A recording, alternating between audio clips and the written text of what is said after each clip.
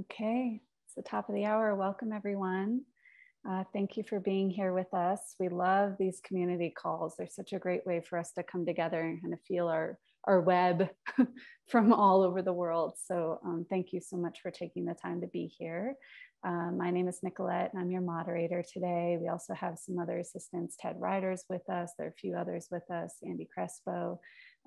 So there are some folks who might be helping out in the chat if anything comes up. We will be supporting you. And these calls are 90 minutes long, and there's always a theme. This month's theme is a new paradigm of masculinity with special guest Justin Baldoni, which is so cool. And I'll say his bio a little later, but I'm just really excited that we have him with us. Oh, someone needs to be muted. There we go. So we love having you on video. It helps us to really feel our community visually, but I do want you to know that we make this public on our YouTube channel and our virtual workshop. So you will be visually with us on those formats if you are visually with us now. So if you prefer to be off camera, if you prefer to use a pseudonym, that's totally fine. All of that is okay. If you do ask a question and you're on camera and your name is there, it is possible that you will be on our virtual workshop, YouTube, and potentially our social media, Instagram and Facebook. So just wanted to kind of make that very clear to you. We'll let you know when it's time to ask questions. Today's call is going to be a little bit different because we've got our guest with us, but when it is time to ask questions, what you do is push the raise hand button, and there's reactions at the bottom of your screen. If you push that, there's a big bar that says raise hand. Just push that, you can go ahead and ask a question or get into the queue to ask a question, and then I will call on you if it's your turn. We're going to try to get a variety of feminine, masculine practitioners and couples, so we may not call you in order. We'll kind of feel it out based on, mute someone, there we go. So we'll feel it out based on what the queue is, but we love a variety. So if you have a question, please raise your hand and we'll see what we can do to get you on the call. We will use the spotlight feature for those who ask questions. So just know that you'll be on the big screen if you ask. And again, you can be off camera if you're more comfortable with that, but we do like to see you. The chat thread, it is there for logistical questions. It's there for connecting, general response. It's not there for content-based questions because John and Justin are going to be here visually with you. So it's not a place to ask them questions. Also, we're trusting that you're going to be bringing compassion and kindness to one another. Please do not use this as a place to give criticism, feedback, solicit other people. Please honor that this is a container where we're discussing deep topics, and we want to have that be the core thing that's happening here, and that your attention really is on the people who are talking, that there's not a side conversation, which can get really distracting. And if you have advice or anything that you want to offer someone, you can certainly ask permission. If they say yes, go for it. This is a free call, and I'm sure John and Justin will talk about Claire's Place Foundation. We would love if you are able to make a donation as a way of paying it forward, and I will put the link in the chat as soon as I'm done my spiel.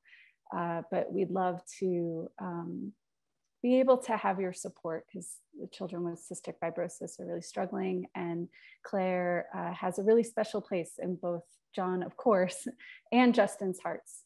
So it's really special that she's in a lot of ways what brought them together. If you have any questions over the course of the call, you can chat with me privately. Oh, another person needs to be muted. And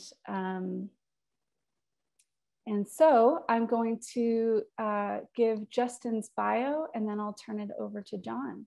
So Justin Baldoni is a director, producer, actor, and the co-founder of Wayfarer Studios and the Wayfarer Foundation. Baldoni is known for creating purpose-driven media that impacts social change and leaves a lasting impression on audiences. In 2020, he directed and produced Clouds, which became Disney's first ever narrative acquisition for its global platform, Disney+. He made his feature film directorial debut in 2019 with 5 Feet Apart, such a good movie. He also created and directs the CW's documentary series, My Last Days, and played Raphael on the network's award-winning show, Jane the Virgin. Inspired by his personal journey, Baldoni created Man Enough, a conversation series that explores the messages of masculinity while reimagining what it means to be a man in the world today. Baldoni has followed up his wildly popular viral TED Talk with a book he wrote boldly and transparently about his own journey. It's called Man Enough, Undefining My Masculinity. So really perfect for this topic to have Justin with us. So I'll turn it over to John. Thank you, Nicolette. Can you guys spot Justin and I guess, for the first few moments here while we just make sure everybody's... spotlight you right now. Got it. Okay, cool. Justin, where are you, brother? Hey. Hey. Hey. Hey. From Sweden, I guess, yes? Yeah, we're in the archipelagos in Sweden right now. Oh, right on, man. Right on. It's great to see you. And so good to see you. Yeah, thanks so much for joining us. This is we do this every month. It started when the pandemic hit and we realized that people just needed a community space to come together and practice and talk about what's going on, and every month we've had a different topic. And then when the topic of masculinity came up, I thought, who better, given you've just written a book and have, been talking about this probably nonstop for about 2 months now, I guess. So thanks again for making time. I just want to give a little history about you and I, because people might not know this, that Justin and I came together through Claire. Justin is really, I guess, Claire is my daughter. And Justin was Claire's fairy godfather. I mean, I'm trying to think of like the best way to describe you, but that's kind of what you were. I think she was my fairy. Yeah. If there's anyone that was a fairy. Yeah. Yeah. So we came together when you did an episode on Claire for My Last Days, and then you became a really beautiful cheerleader for Claire's message and helped spread her message and gave her some really great platforms to share herself. So I'm just, indebted to you for my lifetime, just giving Claire all that opportunity, man. And then separately from our love of Claire, we were both super interested in this topic of masculinity and what it means to be a man, how this, this moment of history is an opportunity for men to choose their own. I mean, this is part of what I'm getting from your book, is like we get to choose our own definition of masculinity. And very much like, I think, women in the 60s and 70s said, like, look, this definition of feminine doesn't serve us anymore, and we're going to craft our own. We're going to start to craft our own. We get to choose our own. I think men are kind of in a similar spot now, or at least starting to be. So yeah. I would love to just dive in a little bit to, I know, a little bit about your journey, and then what you've learned about people and this topic, because you've been talking about it all the time. And then I'd love to take some questions, if that's okay with you, and just get into what people are thinking about, masculinity and how to redefine it and how to step into a new paradigm, which is something I'm writing about as well. Well, first of all, I've always wondered what or when we would come together. I remember when Claire. When I asked Claire about you, she said, who she just raved about and said how awesome you were. I remember one of the first times I met her. She said that you worked with men. Mm. And being that I was doing work with people like Claire who were living on the edge, right, and the margin of, and that space between life and death, where I just have been fascinated in kind of the other area, one of the other areas I've been really studying and working in for the last decade. I didn't want to say like, oh, me too. I also do that work because I, you know, I didn't want to be like, well, then, so what are you doing with me? To not trust me as her filmmaker. And I remember when I first met you, and I went into your really cool loft. I think you had a loft in, I think it was the Venice area or something. Yeah, yeah, Santa Monica. I remember looking around and being like, wow, like I could just kind of get a sense for who you were. And then we interviewed you, and I just admired your openness and your vulnerability, which, you know, I've been making the show for years and years and years. And every time I interviewed a father, I always found it really fascinating, because there were the men who were not accepting of what was happening. And there were the men like you who just were wide open. And over the years, getting to watch you, and then seeing you at the funeral, you created, John, a space that will forever be one of the most profound, beautiful, I think, top 10 experiences of my life, when you, as the father, asked us all to let your daughter go. I will never forget that, man. And every time I talk about Claire, I tear up. And every time I think about that moment, I tear up, because that, like, if you want to talk about what it means to be man enough, what you did as the father in that moment. And I remember you there with all of your men. And I've just been watching you from a distance, always wondering like when we'd come together, when Claire would want us to come together, and just knowing if there was ever that, or if you ever asked, I would of course jump and say yes. So I'm honored to finally be talking to you and 200 of your friends. And yeah, and as soon as you start talking, it's like I felt Claire, and I just, you know, and I miss her dearly. I can only imagine how much you miss her. Oh, it hits me. It hits me in waves, man. Yeah. I just did this retreat for 10 days, and we went through some deep processes, and I thought that I had cleared a bunch of stuff, and somebody touched a certain part of my body, and it just came out again. So it's Yeah. I miss her so much, and I these calls have kind of been a way for me to continually try to press forward her legacy. And I'll just say a little bit about the foundation. I know you've helped us so much, but you know, without being able to do fundraisers for the last couple of years, or a year and a half, the foundation has struggled to meet. We get hundreds of applications from kids with CF and their parents who are struggling to pay the bills, to pay medical bills, to get their own Yeah. apartments, to all those things. And 90% of what we take in goes directly to the CF community. So, you know, without being, you know, filling anybody on this call with any pressure, if you got an extra $10 or $15 or $5,000, whatever it is you've got, please feel free to And help, and it will go to kids with CF who've been suffering probably more than any other population, maybe the elderly, in this last yeah. year and a half. So that's it about the foundation. So Yeah. I And if would you get love a to. chance, and if you get a chance, just so everyone knows, my movie 5 Feet Apart, which was my first film, I made as a love letter to Claire. Right, right. That was Claire's movie, and she passed away just before I could show it to her. Yeah, And I'm so grateful you created the space also for me to come and say goodbye to her. But with yeah. that, we can talk about masculinity now, Right on, right on. as if maybe we already were. Maybe that's what we were just doing in many Well, ways. Is yeah. See, showing. I like this idea of.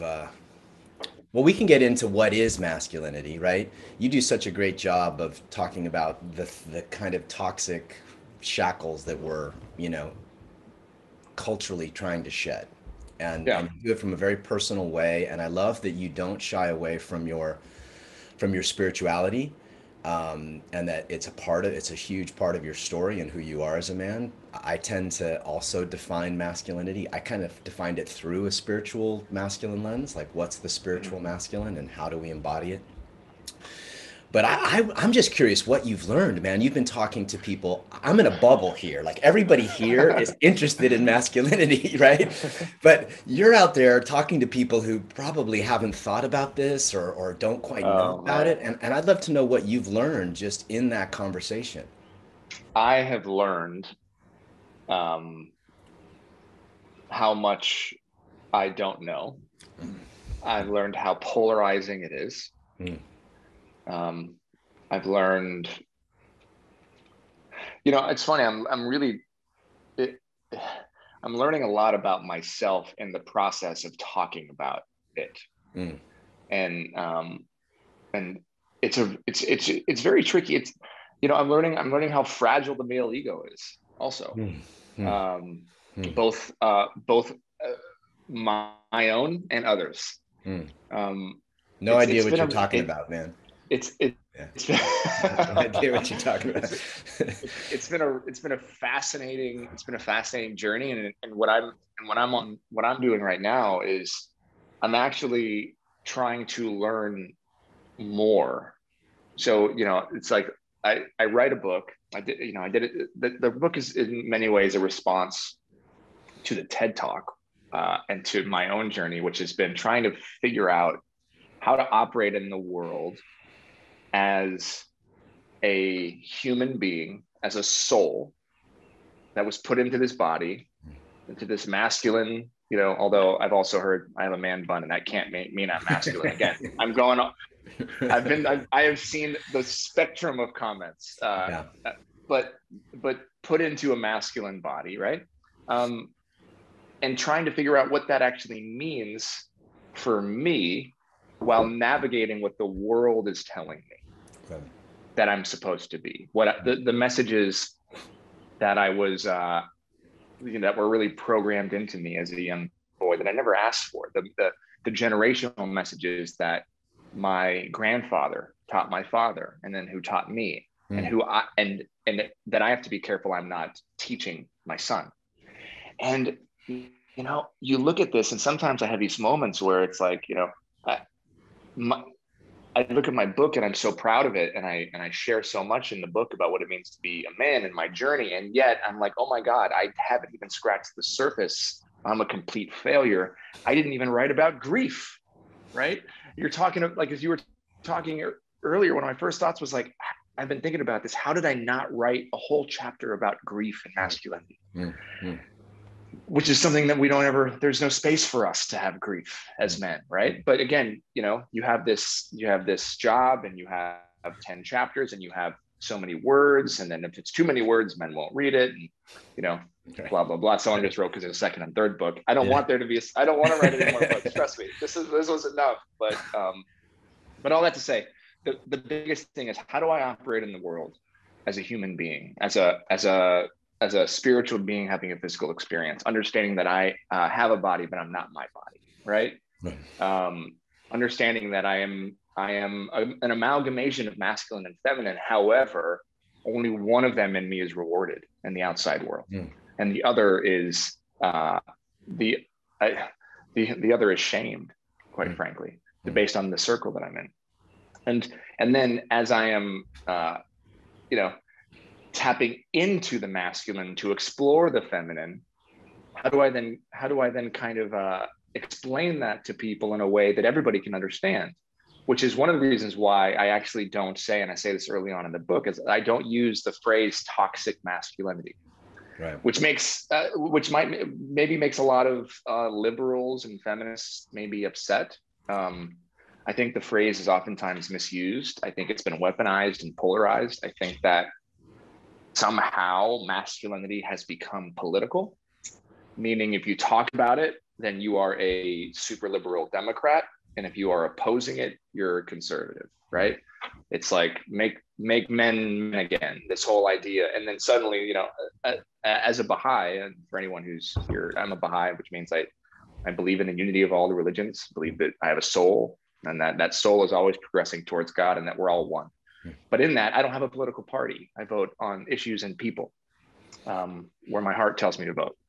And so yet to be kind of put in a box again, because I'm writing a book saying, oh, you must believe that, or you're that, or you're that, just goes to show how big the problem is, right? And how deep the problem is. When I first did the TED Talk, I had no idea what I was getting into, by the way. This was a complete freak accident. I tried to get out of it multiple times. And then it was at TED Women, of course. There's 2,000 of like the world's most powerful women in the audience. And here I am, scared out of my mind, talking about, masculinity. And the response I found very interesting because, I think TED had put a clip on Facebook, and in a matter of 2 or 3 days, that 2-minute clip had 50 million views or something. And I remember at the time I was still using Facebook. I don't use it anymore. And I remember I was flooded with mentions and messages.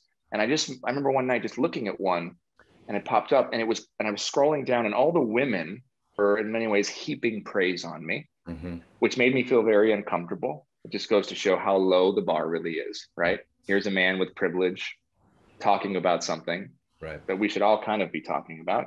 And then we're praising him. And then the men were publicly just bashing me, just saying the meanest things you could ever say. I didn't have a man bun back then, but it was everything else that you would want to say about my appearance. But then what I found the most interesting was privately, men messaging me saying, I needed that. Thank you. Oh my God, I've been feeling those things. I haven't heard, no one's ever said them out loud. I feel like I'm seen. But those men were not posting on their pages. They were writing me privately. Right. And so here we are, and I'm looking at this and I'm saying, oh, we have a massive problem. The bar is so low that women are heaping praise on me. Men are attacking it. They didn't even watch the whole TED Talk. And the men who need it are privately messaging me, afraid to reshare it from the men that are going to attack them. And then that kind of set me in to dig deeper on this journey, which is eventually why I tortured myself in the writing of a book. And if you're writing a book, you understand the torture, because essentially it's live therapy for people to read eventually, knowing that eventually you're not going to be where you were when you wrote the book. Your opinions might change. You're doing it as a service, and at the same time, you were just pouring your guts out. So anyways, that's a long answer. I don't even know if I answered your question, but no, it's great. We can maybe use that as a kickoff.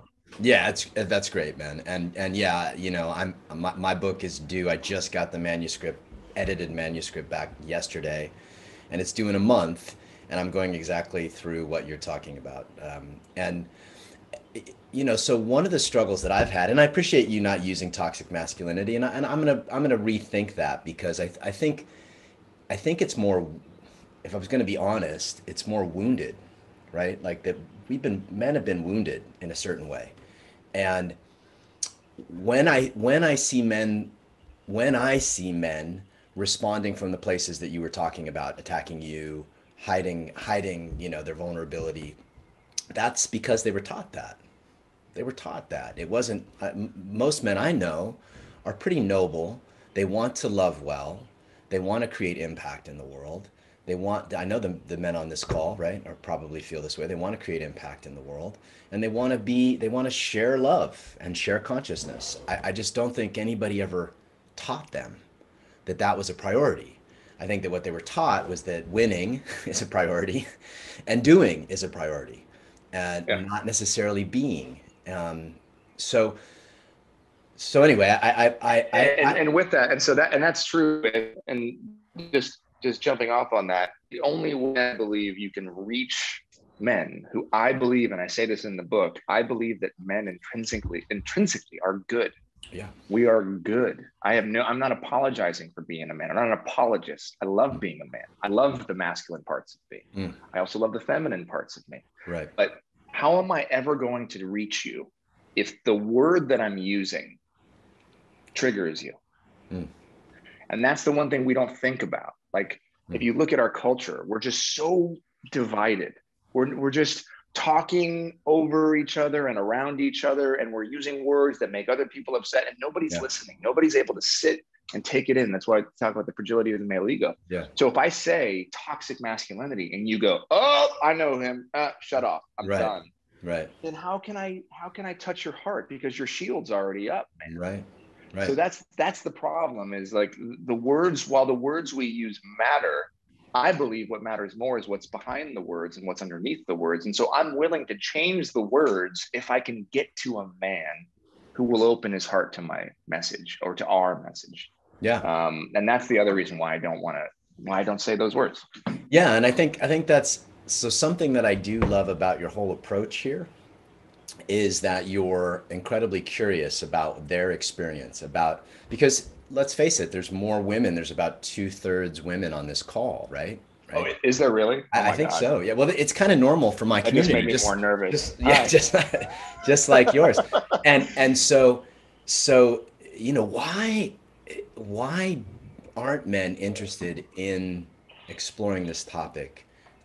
Why are women the ones actually stepping up and saying like, look, y'all need to look at this because women are Yeah. actually coming to men, and I'm sure they've shared your book. I'm sure women are buying your book for other people, and same thing will happen with me. But why are women stepping up and kind of demanding that men look at this? I mean, I kind Well, of have an idea from my perspective, but I'm yeah. wondering I what you mean, think. well, look, it gets tricky here because um, I think to answer the question, we have to acknowledge we live in a patriarchal society, and which means you have an oppressor and an oppressed. Um, it's like the same thing. It's like why are Black people upset that there's racism? Right. Well, Right. right, and it's a little more nuanced than that, because I believe that women love men. Yeah. And deeply. Yeah. Whether they are in the LGBTQ plus community or they are hetero, women love men. And a lot of our conversation around this topic is rooted in love, right? Like becoming a better man is rooted in love because it's really about becoming a better human. And the language we're speaking is emotional. We're talking about a challenge, yes, to become better, but more than that, we're talking about a desire to improve the world around us, not just for us, but for everybody that's in our lives. Yeah. And so in order to do that, you have to be empathetic and compassionate. You have to think of people more than yourself, right? And I believe, honestly, these are the qualities that are stronger in women, because of course we've also we've raised and praised women for having those qualities, and we've shamed and drowned them out and numbed them out of voice. So women are more in tune to this conversation, number one, right? Because it is a language of the heart, because we're talking about emotional concepts, because we're talking about love and compassion and empathy, because we're willing to, you're talking about taking feedback and growing and becoming better. And these are just things that I think, honestly, women have a little more practice in. The other part of it is that I believe that women have been holding our stuff forever. Right. And they want us to hold it. Right. Yeah. I believe that, like, I can't even tell you how many women I've talked to who are so tired of being the therapist for their partners. Right. And because their partners are too manly, or they're not man enough to go to therapy, because that makes them weak. So then they enter into this relationship where their partners have to become both their sexual, I don't want to say objects, but like, fantasies, their lovers, and also their therapists. And they don't have any other, and women are just like, they're looking at us. And I believe they're saying, oh my God, it's so simple. Can you just go in? just like go in, which is why I talk in my journey, right, or in my book about the journey we're on as men is really just getting us from our heads to our hearts. And as men, we're taught early on to live here. And I believe women are taught early on to live here. So it's just, which is why it's like that, in the Baha'i faith, Abdul Baha says the quickest distance from your head to your heart is your neck. and it's like, but yet for men, it's the longest journey we'll ever take in our life. So I think women are oppressed. I think they're looking at us and they're saying, okay, our liberations are tied together, and it's all right here. So yeah, so my audience is 90, I'd say it's 94% women. Yeah. More women are buying the book. Women are buying the book and giving it to men. I'm hearing men are reading it because their women are giving it to them. I'm sure they're reading it in private. I'm sure they're probably putting another cover on the book if they're going to read it, especially if they're going out in public. God knows, taking the cover off, and then, God knows, right? And I think it's a whole lot of things, but hopefully that answers your question. Yeah. And also we learn, like, let's be real. We learn, if we're lucky enough to be willing to. I believe we really learn a lot from the women in our lives. We learn the language of the heart. We learn the language of the soul. We as men have so much to teach each other. But when it comes to learning how to take that journey, I think it's so important that we learn from the women in our lives, because I honestly believe the women in our lives love us enough to tell us the truth most of the time. Yeah, I mean, I'm not saying there's not manipulation and all of the things, but sure. for the most part, I think it has to do with love. So yeah, I don't know. Yeah, well, I think what I love about going off, I'm so curious what everybody was just saying. Yeah. What I love, well, we'll take some questions in just a second, but what I love about that is that, the way I would describe what you're saying is you're talking about going deeper into the body, right? So living in the body, living in the gut, living in the heart, not necessarily living in the head, which is yogic, in my world, is yogic training, right? Like men have to train their bodies they have to train to breathe deeper, to hold, to learn to hold space actually requires a nervous system adjustment. So empathy requires a stronger nervous system than reactivity. And that's a practice, that's something that men can step into, women too, of course. But so where what I think is where we're at this moment in history, and women are actually the vanguard. You're right. Women are saying, all right, this is enough. You guys need to look at your shit. You need to look at, why we need to lead in the relationship, why we need to lead in parenting, why we, like most women, are sick of leading. And at least in relationship. Privately, and then having to follow publicly. Yeah, but I didn't even think about that, but you're right. And then being called names for wanting to lead publicly, right? That's the trick. It's like they're leading behind the scenes, and then they get out in public and they must follow. There's no seat at the table for them. Yeah. I mean, and then you look at all of the stats and the data around, women, and you can't argue it. I mean, we have a massive issue with true equality. Right. So again, it's that patriarchal mindset. It's like I think they're tired. And yet again, we go back to like our freedom as men is tied to the freedom of women. And that's why when I speak to feminists, it's the same thing. It's like the freedom of women is tied to the freedom of men.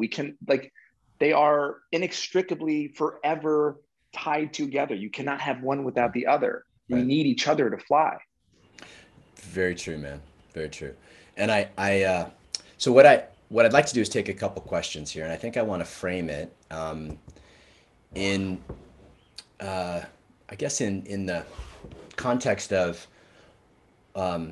what, especially for men, like what's your journey of redefining, reclaiming, I think would be a way. Like the way I'm trying to look at it is a reclaiming of even the word masculine, right? I mean, I believe masculinity is a transmission.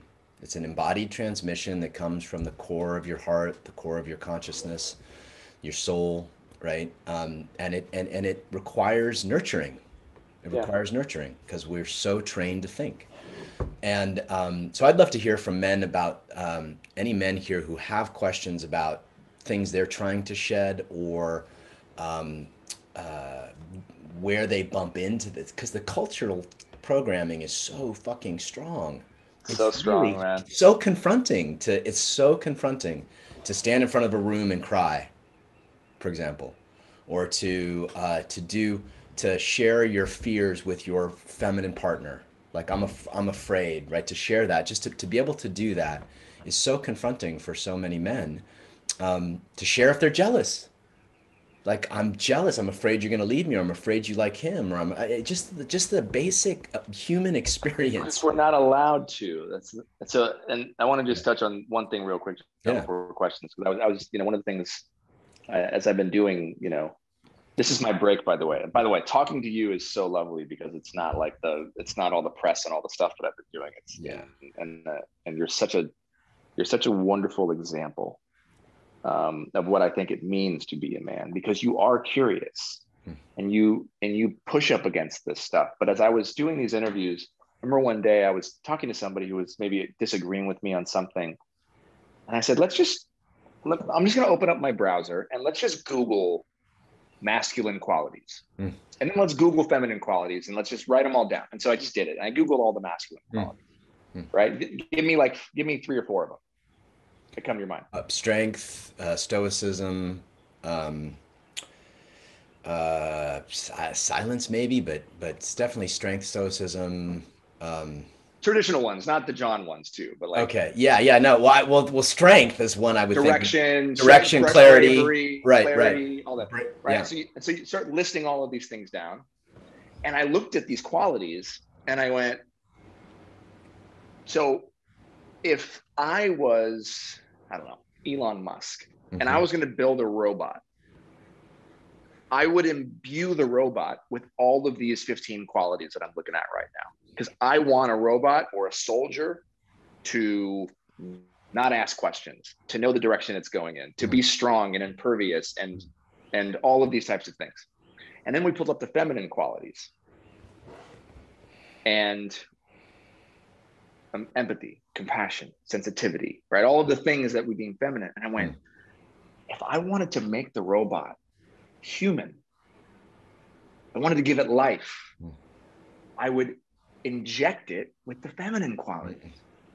Life, alive. If I wanted to give it a soul, it would be all of the feminine qualities. And I went, this is it. It's not that men are not these things. In fact, I share a study in my book. There's one study I read that men might be even more sensitive to women than women. But we train ourselves to repress it. Both men and women were showed an image, and this image, and they had sensors on them, and then they had to react to the image. And they found that men actually reacted emotionally faster to the image on the first go around, but then on 2 and 3 and 4, it slowed down, and that's when women got faster. So here we are, like maybe innately men are just as sensitive to women, but we've shamed men into thinking that they can't be. So I go back to this idea of like, well, what are all of these things anyways, except human qualities? Now, of course, there's science and there's, nature versus nurture. And there's all of these things. I'm not trying to deny the fact that men and women have different strengths, weaknesses, and qualities, maybe from birth. And I'm talking about generalizing. But if you look at the qualities themselves, if we want to create a human being, you can't do it without the feminine qualities. And that's kind of like, that was one of those things that really just hit me. And I just would encourage everyone on this call to think about is the things that us men are trained not to exhibit, not to lead with, are the things that make us human. Yeah. And the things that, that allow us to be more available to love, right? Because to enjoy life, to laugh, to live. Yeah. Right? Yeah. What you're talking about, I would describe as integration. I actually think the new paradigm of masculinity is an integrated masculine feminine, right? Is a fully integrated masculine and feminine, because we all have feminine qualities, we all have masculine qualities, and we were not taught to shepherd, to accept, to love our own feminine. We were actually taught to squash it. So that's where we find ourselves now. I want to take some questions. I could all day on this, man. And I know, man. We'll do it again. We'll do another nerd out. I'm sure you have so much to say about all this stuff. But yeah, let's do it. All right, Nicolette, I'm gonna let you run the con here, and we got a lot of questions. So. Okay, so we're gonna go to Yaron. Brother Yaron. Very good. Hello. Long time. How are you doing, my friend? Man. Yep. Same. Hello, man bun. Yeah, man. And new glasses, I don't control it. Thank you for this conversation. As usual, always good to be in the space and feel human. I can share about myself, blah, blah, blah, but I don't think that my question is about myself. It's more about, you know, I've stupidly committed to work with men because of, if anybody heard about John Wineland, it's all his fault. And it's fucking hard because it's the toughest target audience in the whole freaking world. But because of my own experience of this work, I'm very determined to give this work to other men. Now, I can see growth with what I'm doing on a very small scale, but it's very much related, Justin, to what you said about the language, the whole toxic masculinity and all these kind of things. Yeah. I get what doesn't work. I get that, you know, asking the women to support this is really, really helpful, but has its limitations as well. I've been, in the last 2 years, I've been working so hard to find the language that will reach out to the men. And I'm not talking about the guys who are in this call, because that's easy. You know, we're all if we're here, we're probably like, you know, there's no issue. Yeah, you're talking preaching about to the converted in many ways. Exactly. I'm talking about the guys who are not even fucking aware that there is life in their life. How do we reach those? How do we find the language to reach those men? Because once we crack that message, the world will be a better place. Small question for you guys. If you had the answer to the question, you'd be a billionaire, right? And not just a billionaire, but you know, touted as the next coming of Jesus, probably. Because and look, and I'm with you, man. So I'm doing exactly the same thing that John's doing, and that you know that you're doing, except I'm doing it in a little bit in a different way, and in a different scale, of course, and with lots of money invested and trying to reach and target. And what I've found is that men are hard to reach because men are hard to reach. You have to reach them honestly from women in their lives. And you just got to not focus and worry about how many men you're reaching, but understand the impact of one man. And that was what helped me a lot, you know, because my book at HarperCollins was like, you know, in the months leading up to it, it was just the priority of the whole company. And it was like, it was this huge thing. And there was this movement, and they just were so excited about it. And I told them, I said, be careful. I said, manage your expectations, because men are not going to go rush out and buy this book. They're just not. I even asked them to not put my face on the cover. Just knowing, I'm like, I know men. I've been working with men. I am a man. And we don't reach out to buy the book until we hit rock bottom. So until, you know, which is why some of my favorite people are people that have been through the program. My wife and I said, like, if we look at the people that we love in our lives, that we trust the most, they've all been through the program. They've all hit rock bottom. They know how to they know how to be vulnerable. They know, and right. And so again, and I would argue, and this is, I'm just on the spot making this up, but I'd be curious, John, and also you both, is how many of the men in your programs are men that have been through the program, right? And I'd be curious if you guys eventually, I'd maybe email me and do an accounting at some point. If you have 1,000 men in your program, I'd be curious how many of those men have reached rock bottom, been through a program, and then looked for you as a way to help them rebuild themselves, because these are men that have lost everything already, that have destroyed and hurt I'm referring to any of the programs, AA, Al-Anon, right, you know, SA, any 12-step program, who understand vulnerability and how to reach out and ask for help. I would go there. Don't concern yourself with the man who thinks he doesn't need it, who's already on top, right? The thing about privilege, right, is that what we know is that it's blind to those. It makes you blind, right? And you don't know you even have it. So for many people with privilege, like equality feels like oppression. That's what else we know. So you having this conversation is going to feel oppressive to so many people, especially men. So if you think about the one man, and this helped me as I was getting ready to come out with the book, I thought, okay, let me think about the one man. The one man who maybe didn't think he had to have the conversation. And somebody gave him the book and he read it, and it was like, oh my God, how have I been ignoring this my whole life? How many souls does that one man encounter every single day? How many people? And we so often, we think about numbers and social media followings and book sales because every person is technically money, right? But if we're truly doing this to serve, it's about the one man, because that one man has the ability to influence millions. That's why one of the quotes I put in the book is what the Buddha says, right? One candle has the ability to light thousands. Right. We can't forget about the one man in the age of social media. We forget about him because he is your key. That one man brings you another man. If you teach him vulnerability and we're here to serve, that man comes in to your class with two other men. And then that's how you grow. And then his wife's treated differently. His son is raised differently. And that's the impact we might not see in this world, but we'll see in the next. Right. But just a quick one about that, because it's something that I've tried to use the guys on my program as ambassadors. There is resistance, even in guys that have done the work, going deep. There is resistance still. It's a terrible business model. Yeah. Fucking hell, man.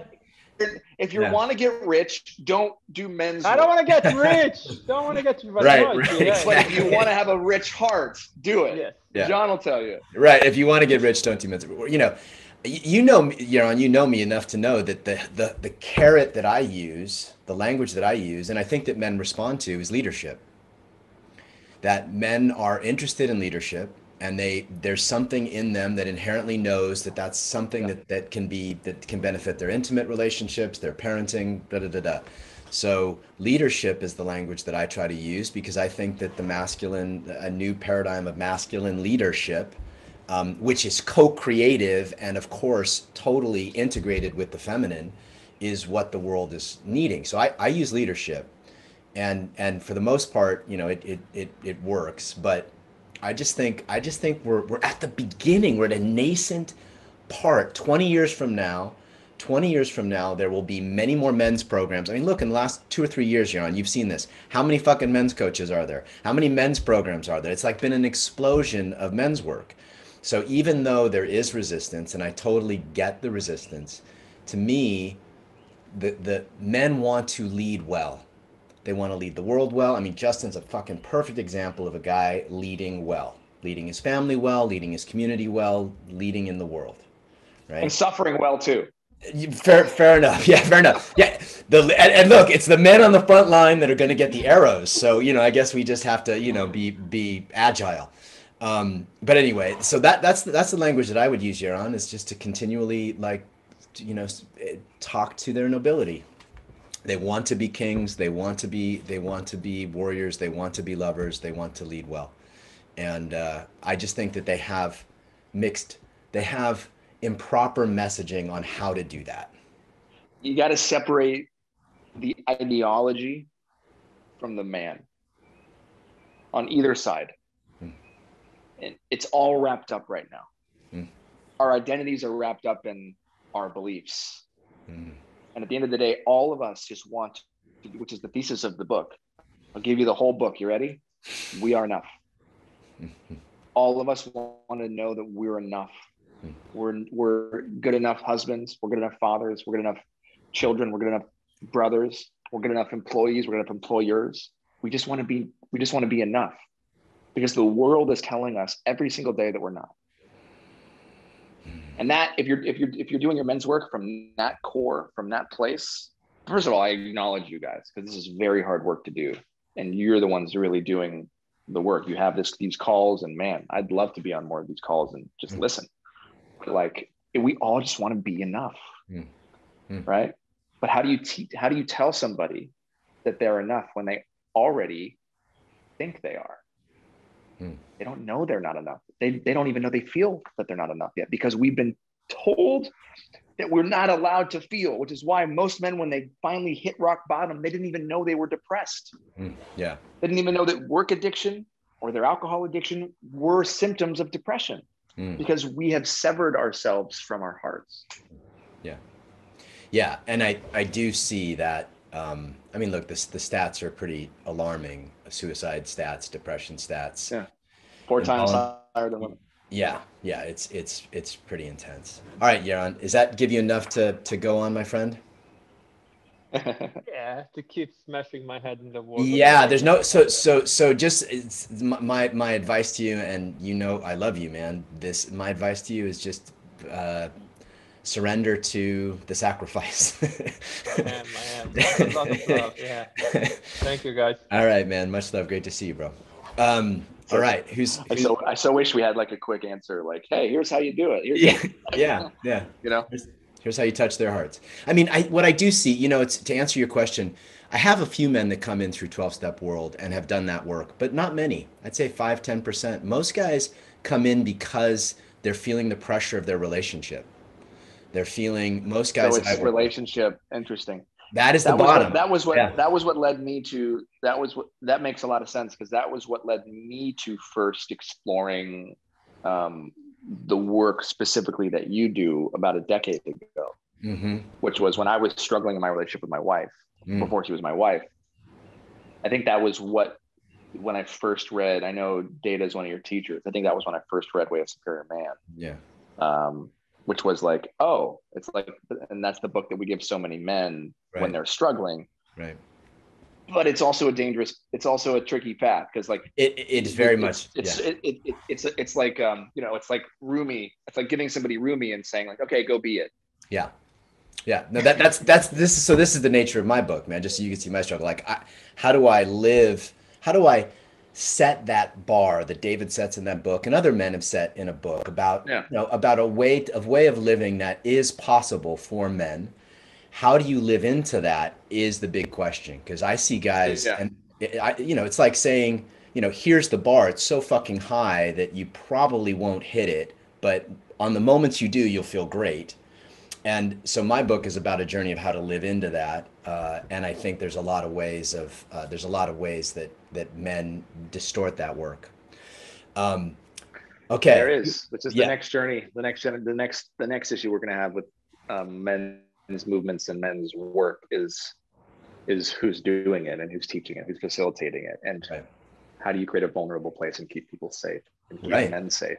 for sure. Because Anyways, I think the we'll talk journey more that you're, about it. yeah, I think the journey that this is my personal belief, and what I've seen doing this now for a decade is that men need to find their way into their hearts with other men as much, if not more than, with women. I mean, Yeah, so they it's the need. Iron John approach, right? Well, that's part of it. That's part of it. But I think that men need to. There's a texture of masculine love when you're standing in front of another man and he's fully feeling your heart, doesn't want anything from you. You're fucking enough. I honor you. Look at what a great. If you're here, you're a deep man, and Yep. and that texture of masculine love is healing, and I see it in guys. It's 100%. yeah, and my goal, it's my impossible goal is to create 10,000 men's groups where that can happen.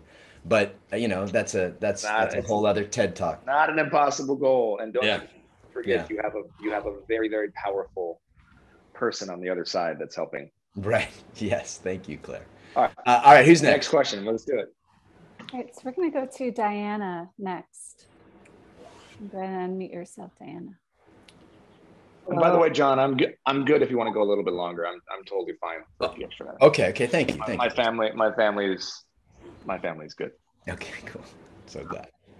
Hi there. Hi, Diana. Hi, Justin. It's such a pleasure meeting you, Justin. I have been working in women's group and with men in men's group for 20 years. I work with women now who are recovering from heartbreak, trying to find forgiveness and move on with their lives. And I'm also a mother of 3 sons, and I'm asking this question as a mother of 3 sons. I have a son who is my eldest, who's 30. He's in the Army. I have a 28-year-old who is a beautiful balance, who is really lives in nature, does farming, stuff like that. And I have a young son who's in the film industry, who is, exploring. I have watched all 3 of them go through their lives trying to navigate what it means to be a male, and with a father who is very much a strong-armed kind of masculine.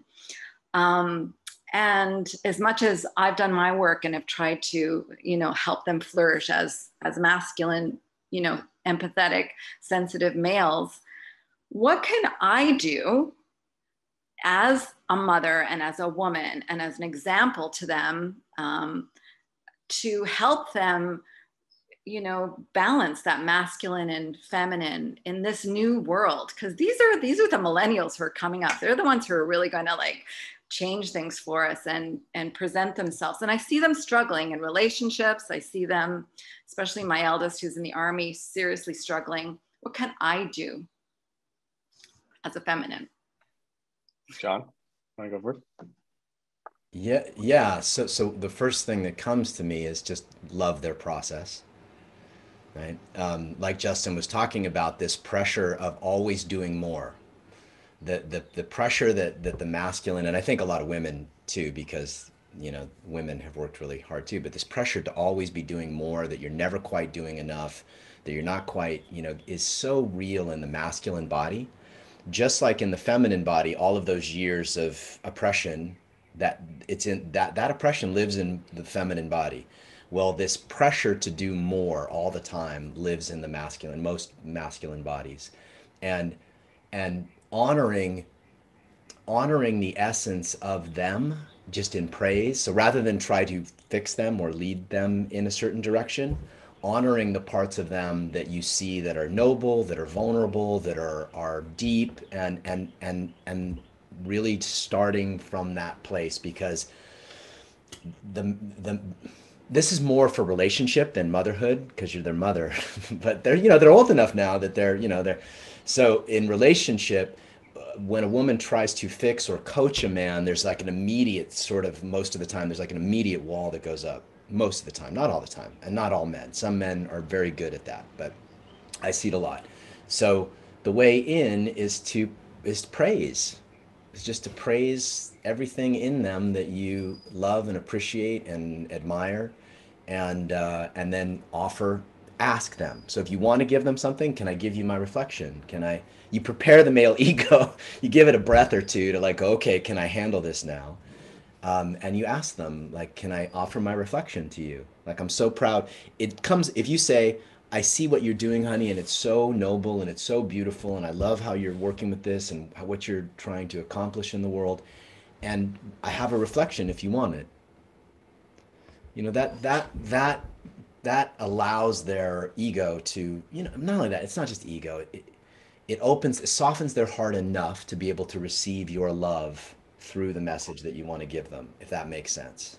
Yeah, Yeah. Absolutely. Thank you. Mm-hmm. As I watch them grow and navigate their own relationships, what, from that point of view, and I see the patterns, within the relationships, and I see, especially my youngest who's in a relationship where I see him just dumbing himself down. Painful to watch. Super painful to watch when our kids don't do what we want them to do. I mean, it's not about. Well, I mean, when they're, it's hard. It is hard to look at your children struggle in relationship. I had to watch that with my daughter, and I had to watch my daughter make decisions that I just did not agree. Why not get a lung transplant 2 years earlier? I so wish she had. And yet she was very clear she didn't want to do that, and I had to accept and love that. So a good question to ask them is, how can I support you? I love what you're doing in the world. How can I love and support you? What would that look like to you? And give them a chance to give you their boundaries, and then do your best with that. I mean, since you're asking the question, I'm just going to give you the straight shot, if that's okay. Yeah, absolutely. Thank you very much for that. Yeah, Justin, do you want to add anything to that? I just think it's so cool that they have a mom who's doing this work and asking this question in the first place. Yeah. So I imagine they're already pretty far ahead of the game. Mm-hmm.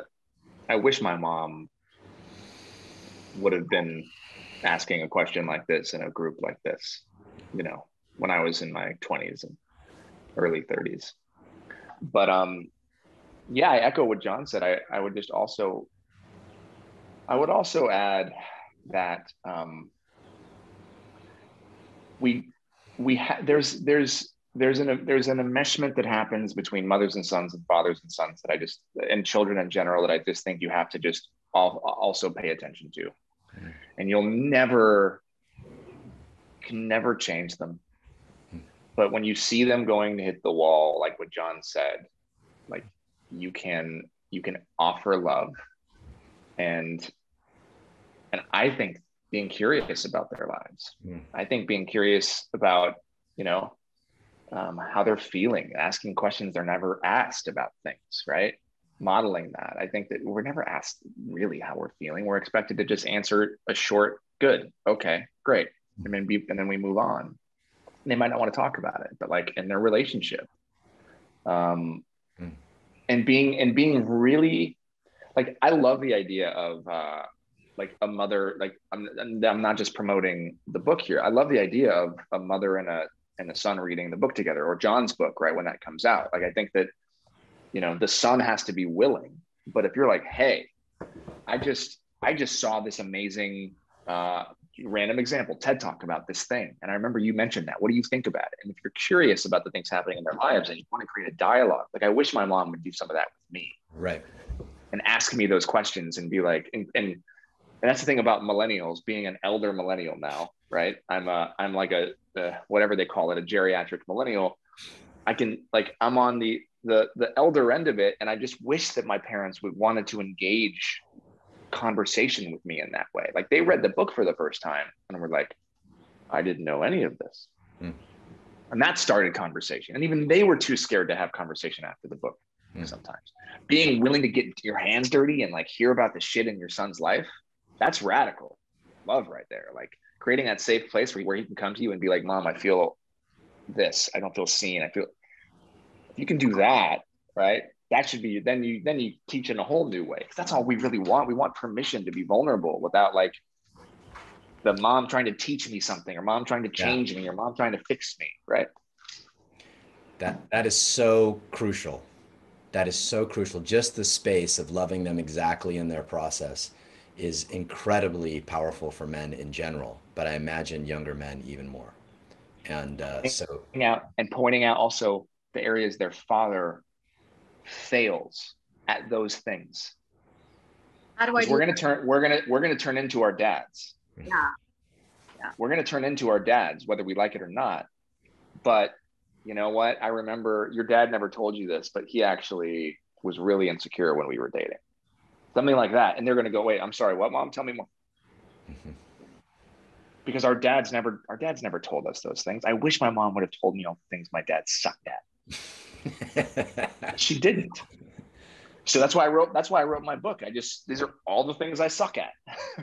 So men can go like, oh, that makes me feel so much better. That's all we want, is to feel okay. That's what John talks about with like us standing with other men, and that healing that can happen when we're like open in front of each other and crying in front of each other, because we automatically feel like we're enough when we see somebody else like dealing with their stuff, because we're not allowed to experience it. We're not allowed to feel it. So maybe try your husband as an example of like, he acts tough, but let's talk about all the times he cried with me on the pillow. That'll wake them right up. I would love to hear that. That's a great point. That's beautiful. Thank you, Diana. Thank you for doing this work. It's really awesome. Thank you, Diana. Thank you. All right, we can take one more before we let Justin go. I don't want to keep you too long, man. I love it. This is making my day, seeing all these people with their hands up wanting to talk about this. You have such a cool group of people here, man. I'm so happy for you. Yeah, thank you. I'll stay for a couple more for sure. Yeah, right on. Okay, who's next, Nicolette? All right, so next is Chris Benning. You can go ahead and unmute yourself. Hey, Chris. Glad to both you be in this conversation today. Nice to meet you. I'm blown away. I woke up, my heart opened up last year in October, and I'm in a new zone of experiencing life. Everything that you've said regarding empathy, a woman leaned in. I've been doing meetings. I've been doing my work since probably early 90s. I'm 67 today, probably 30 some years into it. and the heart just plopped open last October, and Wow. I got flooded with this energy of not having been living fully. So the message was given is, you don't know what love is, it doesn't mean anything, don't worry about it. So this was a huge opening, and so a woman leaned in, and it's like I saw somebody myself on the side of the road, like, who is this person? And so I took a stand. And I dove in naked, nothing, no history, out of relationships for 30 years. I got nothing. And this thing happened. So here I am, 6, 8 months, 7 months later, like, what the fuck am I supposed to be doing with my life? Retired, left my job a year ago. Like, I could die here. I know that. There's more. I know it. I'm going to take a dive in. So, this is, I guess you could say, an Iron John event. I'm willing to go into nothing and see what opens up. I'm just blown away. So my question is essentially like, I'm an unfolding human being today with a heart. What the hell am I supposed to be doing with this? And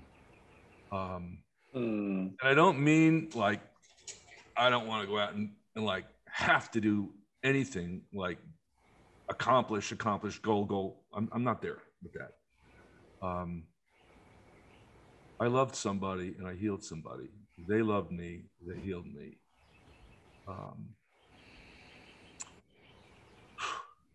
How do I go forth into the world now? So John, I did your weekend in December. I'm in the male's embodiment thing. I know this is about body. Taking the armor off, I can really hear the conversation about the predisposition about armoring and structure of rigidity, stoicism, unemotional state of beings, and yet for me to be a human being and for me to go forth, there's a couple questions. One is regarding women, like, how do I assert myself regarding females? Because I held back with this one, and she's gone. This may have been perfect. So I need that, from the females. I need some coaching there. But on the other Careful hand, what you ask for, bro. You're gonna get a whole chat. I got it. But I know what I saw. I know what I felt. I know where I didn't act on what my feelings were. I took the party lines, and I know where I'm at today as a result of that action, those steps. So going forth, what's next? Guidance, suggestions, not have-tos. Yeah. I mean, this is my best shot for you, just feeling you, Chris, since I don't know. So the difference between rigidity and structure is important, right? So creating structure, which is your breath, your posture, your nervous system strength, creating structure to hold your broken heart. Like the warrior's heart is often broken. And what makes him a warrior, in my opinion, is he offers it as a gift through a very through a powerful structure without collapse. So when I say structure, I'm just talking about your nervous system strength so that your heart can be exposed as you step in front of another woman. And I'm like, wow, like, here's my heart. But it's not, there's no collapse. There's no hiding. And that takes, so nervous system strength. I mean, I know I must sound like a broken record, but just learning to be in the space of not collapsing, shoulders back, heart lifted, heart soft, belly full of breath, eyes soft. Here's my heart, here's my truth, here's my desire. So when you say assert yourself with women, what do you want? I want to date you. I want to get to know you better. I want to marry you. I want to travel the world with you. Like owning your desire from a place of no collapse and open-heartedness is incredibly magnetic.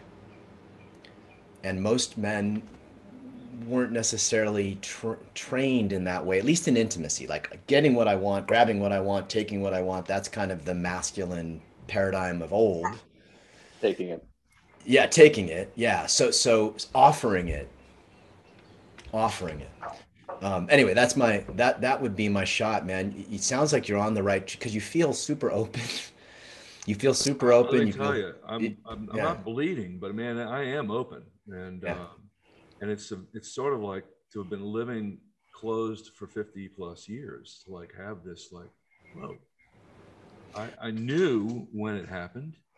I knew when I shut down at 13, and it's like, here I am at 67. I'm filled up, and it's like, what do I do with this? Like it's everything I've ever wanted. It's all the work I've ever done has brought this forth. Awesome. My empathic concern for another human being and giving up and keep stepping into that no man land of I don't know, holding for something better to show up. 2 people woke up. So your conversation about mutuality and empathic connection is really resonating deeply with me as an experiential reality. Awesome. And how do I, and I really appreciate what you've just said regarding bringing that forth. I'm just very grateful to be in this community, expanding and resonating with the messages that I'm hearing. Thank you, Chris. Incredibly grateful. Thank you.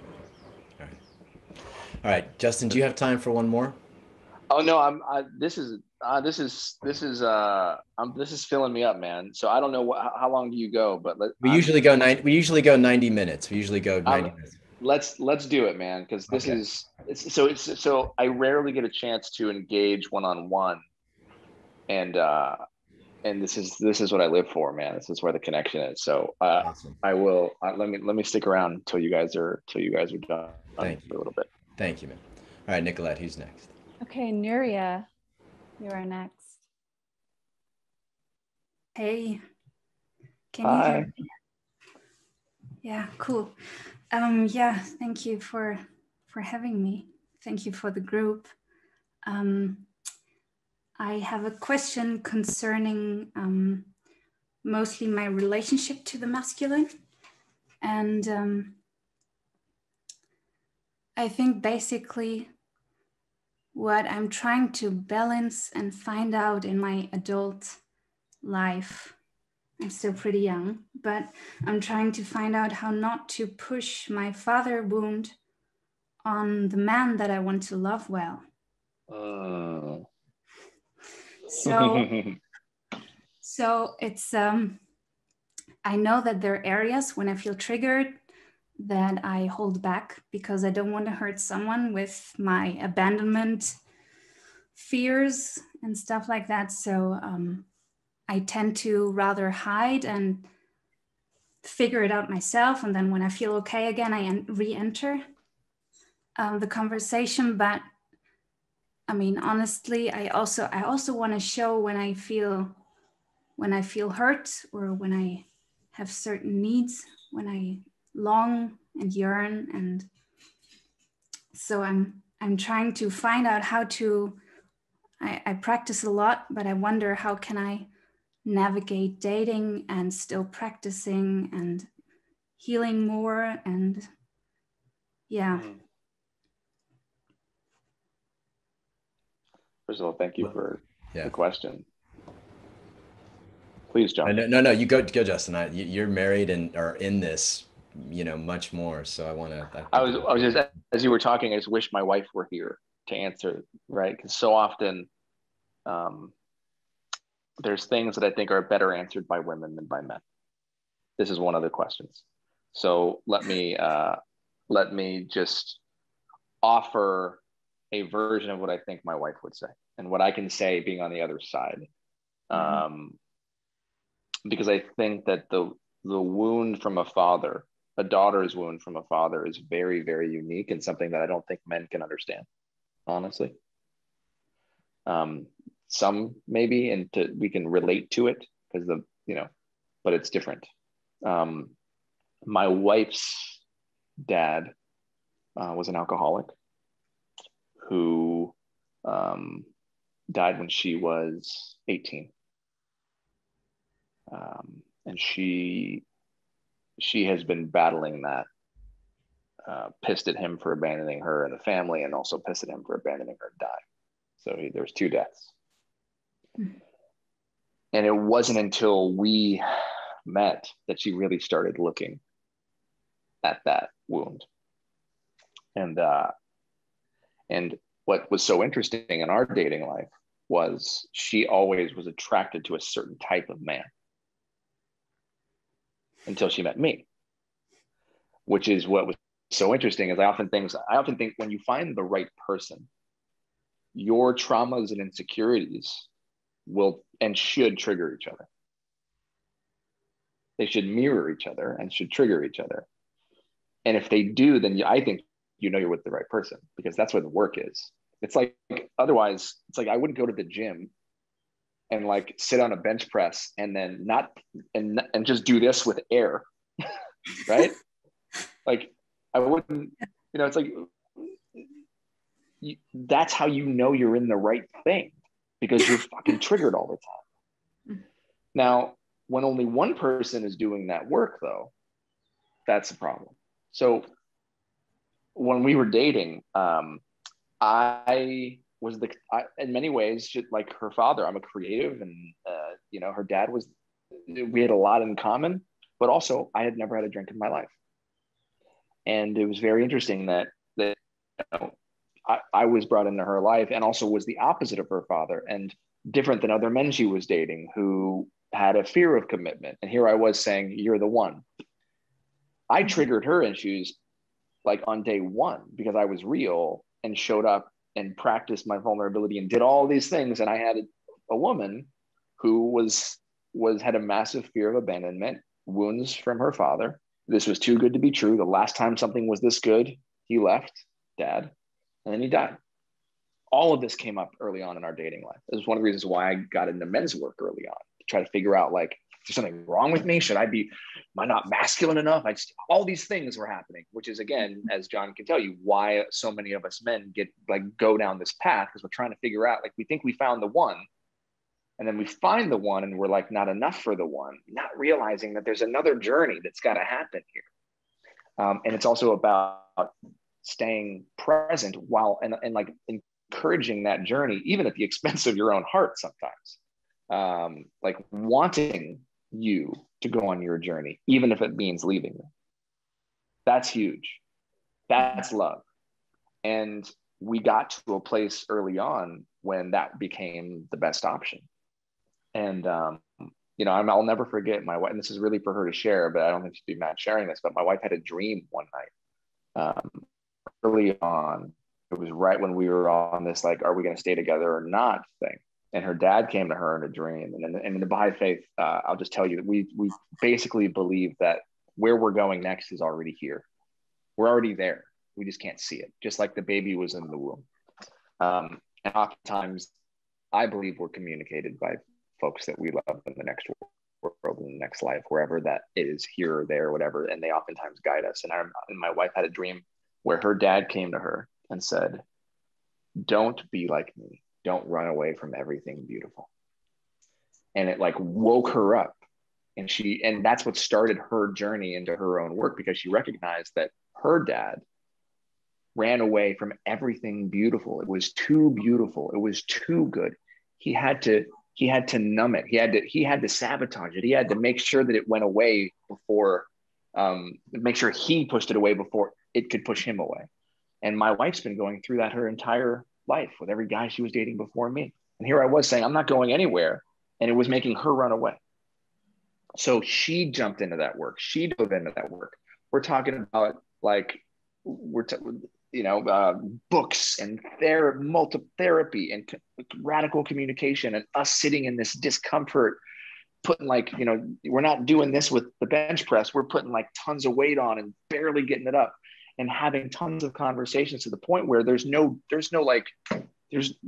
space for there to be like the fun honeymoon phase of any relationship. We're in deep work together. And that is where the foundation of our relationship was built. And that's what I try to tell anybody who's dating or in relationships. John, I'm sure you do the same, which is don't look for the honeymoon phase. My idea of the perfect first date is what you're doing right now. Like the first 6 months of dating should be, I think, almost terrible, because eventually it's going to come out. Eventually you're going to realize that you're all fucked up. Your dad, his mom, his this, whatever. We're all messed up. Just do it now. Just do it now. Or you have kids, and right? So get into it. And so what you're doing, how you navigate it, is what you're doing. You confront it. You face it. You jump into that cold plunge and you tell this man everything. And then the question becomes for him, right? I'll challenge him. Is he man enough to hold it? Mm. And if he makes it about himself, you know, and he scares him away, you have to be willing to let him go for your own stuff, just like he's got to be willing to let you go. So that's the thing about love and the polarity and the dating and the trauma and the relationships and all this stuff. Our wounds should trigger each other. Eventually, they're going to trigger each other.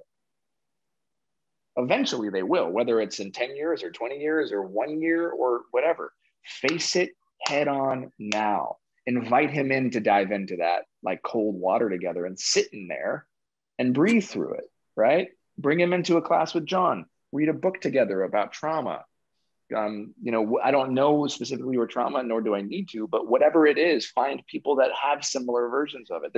I can't even imagine how many books there probably are about the specific issue. But just make sure that you confront it and you don't run away from it. That's my vomit of an answer for you. That's awesome. That's awesome. Thank you so much. I'm so with Justin on this. Like, yeah, own it. You're gonna get my daddy wound. Here it comes. Here it is, and here's what it looks like. And what do you think? And because you're gonna get his. Mm-hmm. You know, and there's no escape. There's no relationship where somehow this work is missed. It normally there's the hormone-filled honeymoon phase and then the ejection, year 1, year 2, year 3, depending on, you know, that's where most relationships go. And what Justin just laid out, I think, is so great, that you go into the first 6 months or a year knowing like, we're going to go fucking deep. I'm going to bear everything to you. And then you get to see, like, is this guy your man? Is he your man? Because you've got a beautiful heart. It's obvious. You've got a sweet, beautiful heart. And the revealing in it, I see so many women hold back on revealing the truth of their heart for fear of rejection and abandonment. And oftentimes what's really needed is the full expression of the truth of your heart, your neurosis, your fears, your desires, all that stuff. And that actually evokes something deeper in him. Yeah. And I would also say, and I saw this earlier, this is for anybody else, because there's two sides to this coin. And because you have more women on this call, and I don't know how often this is touched on, but I have a feeling this is probably a few of the men's questions.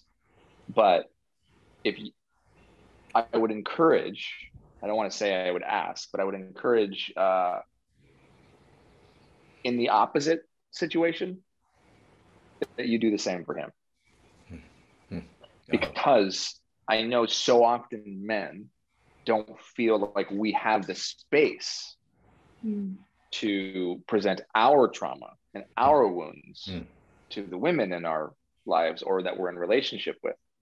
Because, and this is sometimes a hard pill to swallow, but I can quote feminists here. This is not from me. I'll quote Bell Hooks here. Is that women have their own internal misogyny you have to deal with, because you've also been raised in a patriarchal culture, and you've also been raised to view men to be a certain way. And that also, what I've found and what I've explored with my wife is layered on top of her trauma.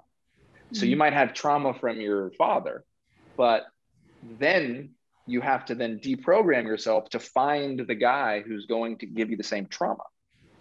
And when the guy that looks different shows up, who doesn't want to give you that, to rebirth that trauma, to bring it back, like who's going to show up and be there for you, he might not be attractive for a second because you've been conditioned and programmed to be looking for the guy who's like your father. And this is where it gets really fucking confusing. Right? So yes, we men have been socialized to be a certain way, but we cannot forget that women have been socialized to view their men and need their men to be a certain way. And it's the uncoupling and the deprogramming in relationship is how we both are set free. But if only one person is doing it, right? So if you're asking him to hold all of your trauma and you're like, hey, I'm here. Like John said, I'm gonna give you my daddy wound is about to show up. Here we go. Are you ready? And you're in it, or like I'm feeling really drawn. I'm not feeling drawn. Sorry, somebody just went off mute. But I'm not. And you tell him I'm not feeling drawn to you right now, or something's happening, and you're just honest about it. You have to then make sure that you allow him the freedom and the space to do the same thing. And then when he does it, if your wound shows up, when he does it, and you're like, ew, you're too weak for me, you have to fix that yourself. Because that's where it gets so confusing for us men. And this might be my book too, because I didn't talk about this in book one because I didn't feel it was my space. But we're like, well, we want to be vulnerable, we want to be open, but then when we are, so often we're punished for it. That's what so many men have messaged me about. And that's why it's so important that there's so many women in a room like this and on this call. So we have to make sure, again, that we take care of each other in this really messy, uncomfortable process. Because as John said earlier, right? It's not about being masculine or feminine. It's not about being a man or a woman. It's about being human beings. And we're all humans being messy. Yeah, that is, it's a requirement for me because I have a messy heart with a lot of heartbreak, right? And so I absolutely require a partner who's willing to hold it with me with absolute, and love it, not just bear through it, but actually love my heart and my vulnerable heart. And I do think a lot of men are really wounded in this way where they try their best to express like, okay, we're learning now, be vulnerable. John said, be vulnerable.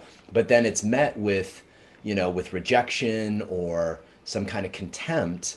And, it's very hard for a lot of men. And so that's a beautiful message, Justin. And absolutely women have to do their work, because I'll add one little piece on this, that women have also been learned. So the feminist movement, as incredible as it was and needed as it was a celebration of the masculine, right? Of going to work and joining the corporate work. And it was a celebration of the masculine in a woman's body, which was fine and needed.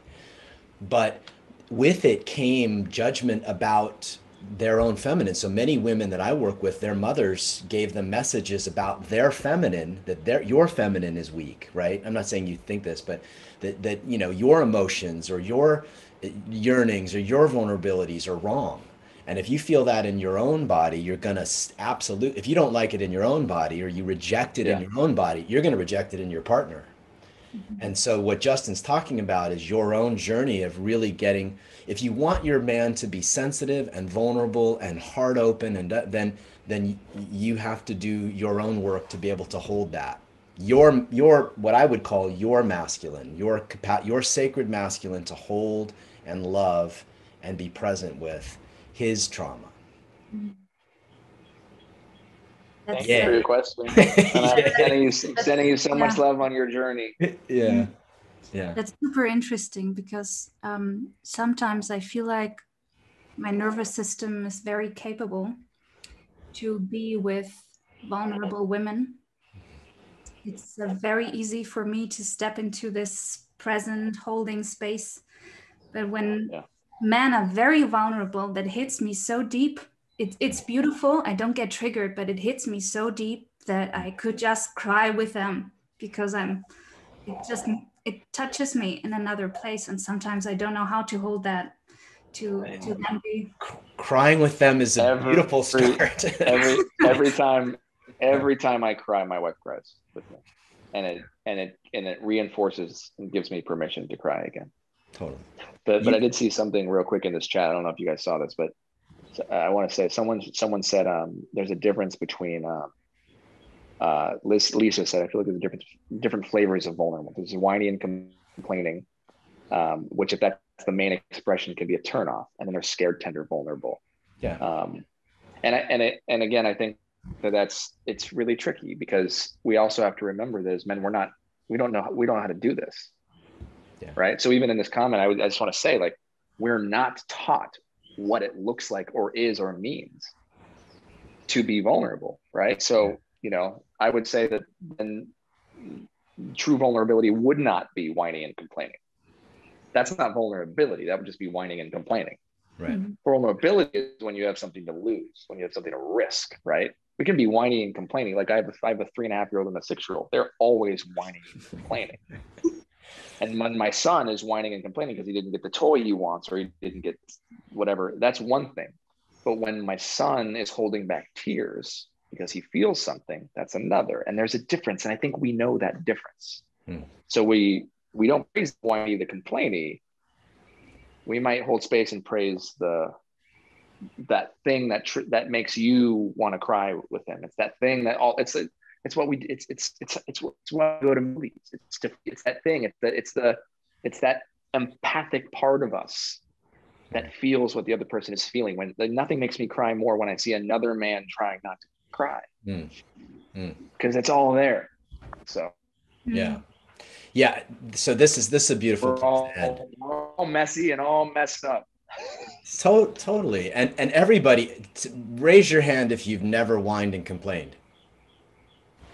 Right? So this is a human experience, whining and complaining. And love, in my experience, like true love, is to take your partner when they're whining and complaining and take them deeper. Right? Take them deeper. Like what's deep? Something's beneath the complaint. They're hurting. Right? How do you take them deeper? Like, I mean, I don't know.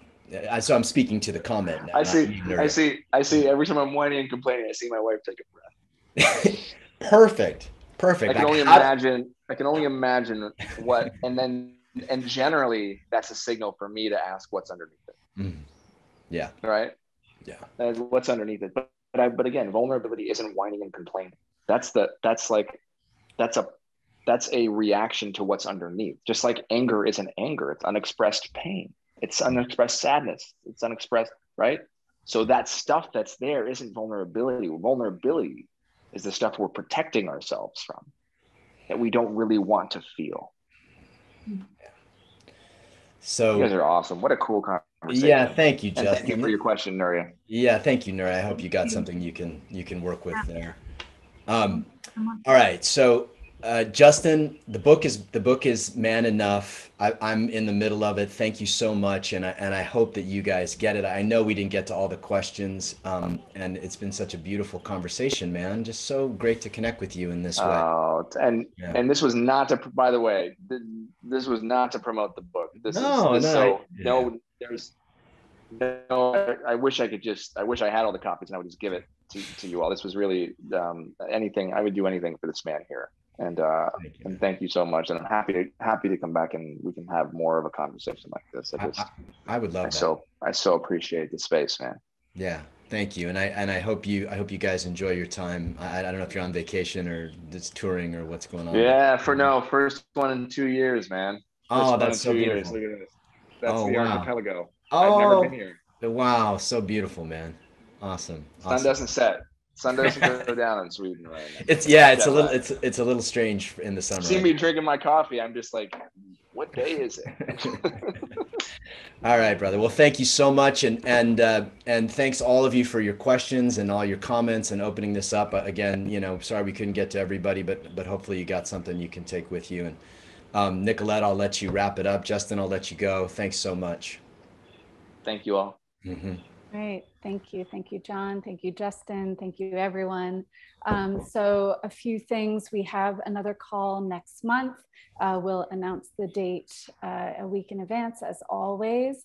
And then I also wanted to let you know that we just announced Depth and Devotion. That's our new online couples training. So I will put that link in the chat. If you have any questions about Depth and Devotion, I can hang around if there's anything that's coming up around that. But we just announced that yesterday. And that's a 6-month program that starts in August. Otherwise, we'll keep you posted on future programs every month.